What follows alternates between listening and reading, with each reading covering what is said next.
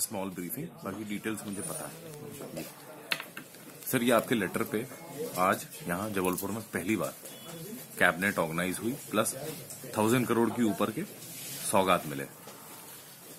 देखिए, ये मेरा लेटर तो एक प्रतीक था।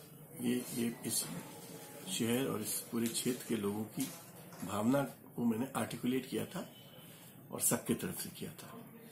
कमलनाथ जी उस भावना से परिचित भी थे, इसीलिए उन्होंने उसको एक्सेप्ट करने में टाइम नहीं लगाया।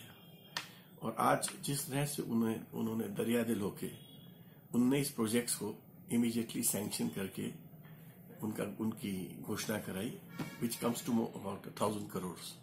1000 करोड़ के प्रोजेक्ट्स उन्हें सैंक्शन किए। फिर 2 प्रोजेक्ट्स की मैंने फिर अपनी स्पीच में बात की, और वो एक पीपीए मोड पे मैंने कहा कि एक international football stadium Indian football association के माध्यम से बनना चाहिए, जिससे कि नेशनल और इंटरनेशनल लीग फुटबॉल के मैचेस जबलपुर में हों।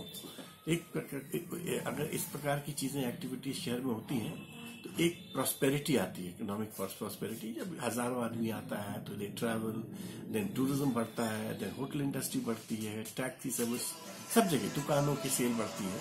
तो we want tourism to go up also. इसी तरह मैंने कहा कि साहब, जबलपुर कल्चर का सेंटर है, आप संस्कार धानी कहते हैं जबलपुर को, और भोपाल में हमने भारत भवन बनाया। ठीक है, कैपिटल है तो बनाना जरूरी था, बट उसी तरह का भारत भवन एक जबलपुर में होना चाहिए, क्योंकि ये एक्चुअली कल्चर का सेंटर है। और विनोबा जी ने इसको ठीक कहा, ये संस्कार धानी है, संस्कारों की राजधानी।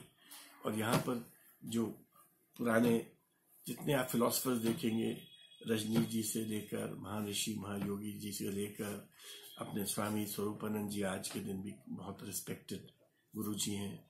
इसी तरह बहुत सारे Harishankar ji Parsai, Subhadra Kumari ji Chauhan, I mean I can keep naming. ये पूरे क्षेत्र में, नर्मदा बेल्ट में स्पिरिचुअलिटी के साथ इंटेलेक्चुअलिटी चलती थी, और ये दोनों चीज मिलके ये एक कल्चर का सेंटर था, जहां लेखक और पोएट्स प्रॉस्पर करते थे, उनकी कविताएं पढ़ी जाती थी। इवन जो सुभद्रा कुमारी चौहान जी की जो कविताएं हैं, जो इंडिपेंडेंस मूवमेंट को मोटिवेट करती थी लोगों को, खूब लड़ी मर्दानी वो तो झांसी वाली रानी थी। इस प्रकार की बहुत सारी चीजें हैं जबलपुर से कनेक्टेड है। तो मैंने कहा साहब, भारत भवन जैसा कोई बड़ा इंस्टीट्यूट, बड़ा एक कल्चरल सेंटर जबलपुर में दिया है। उन्हें उसको भी एक्सेप्ट किया और कहा कि ये सब अच्छी बातें हैं। एक ग्रोइंग शहर का ये एक प्रतीक भी होता है और जरूरत भी होती है, और सोसाइटी की नीड भी होती है। Sir, farmers promises has been delivered, वो तो शुरुआती थी। अब नेक्स्ट सेकंड स्टेज पे हम आ गए थे, जब अब शहरों को और रीजन्स को वो एड्रेस कर रहे हैं। पहले उन्होंने जैसा आज बताया 25 लाख 2 मार्च तक 25 लाख फार्मर्स को उनका ऋण माफ हो जाएगा और अकाउंट में पैसे जमा हो जाएंगे। 2 या 3 मार्च उन्हें खुद ही अनाउंस किया ये बात। तो वो काम कर रहे हैं, पैसा नहीं होने के बावजूद काम कर रहे हैं। उनको पता है हाउ टू मैनेज फाइनेंसेस, उनको पता है how to raise finances also. और जो Kamalnath ji, I think he is the most travelled chief minister of Madhya Pradesh, of India, not Madhya Pradesh, of India.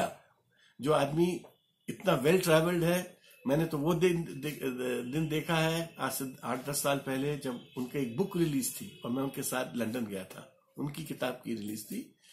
दुनिया के करीब 200-250 लोग आए थे, और वो दुनिया के हुज हू थे वहां पर। तो हमको तो ऐसे व्यक्ति का एडवांटेज लेना चाहिए।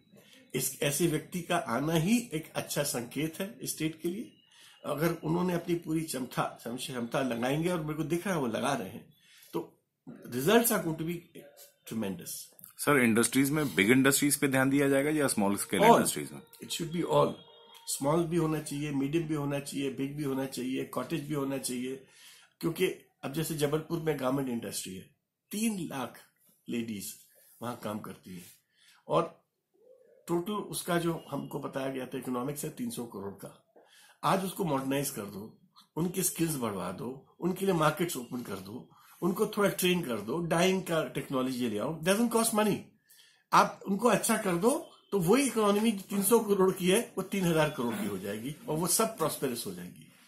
तो ये छोटी बातें हैं, बहुत बड़ी बातें नहीं है, बट कोई सोचता नहीं था, क्योंकि एज कमलनाथ जी ने कहा, यहां पर लीडरशिप का अभाव था। सर कल एक नेशनल चैनल में एक सीआरपीएफ के रिटायर्ड आदमी ने ये कहा है कि हमको जो है अभी तक मैक्सिमम जो 4 लाख रुपए देती थी गुजरात सरकार, मध्य प्रदेश सरकार की तारीफ की गई कि इन्होंने 1 करोड़ रुपीज वो किया है।